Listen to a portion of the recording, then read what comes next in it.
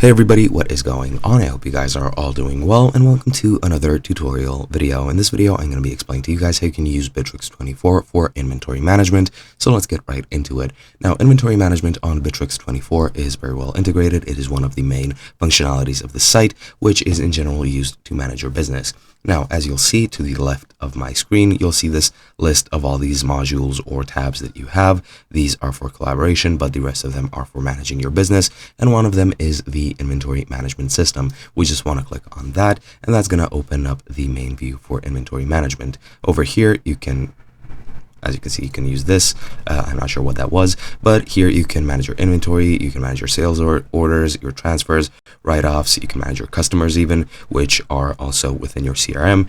You can manage your products, analytics, settings, and other things.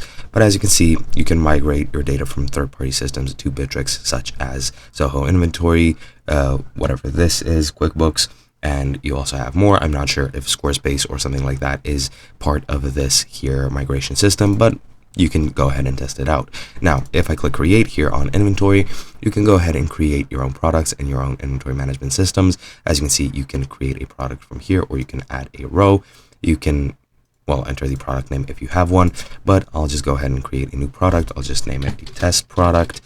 Product visibility is on the online store. You can add properties, add images, add SKUs if you want. I won't be doing anything.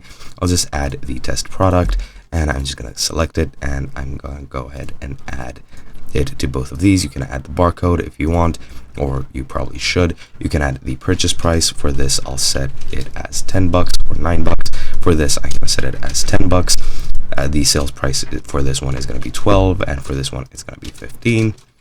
And you can also edit the quantity, select the warehouse where it's stored, the quantity as destination, and the total. And once you make this, you can save and process this, or you can just save it. I'll just select save, and as you can see, you have stock adjustment number 1, and you can see the total that you use or that is required. You can see the items that are there, and as you can see, you have it here on your list, and that is pretty much it.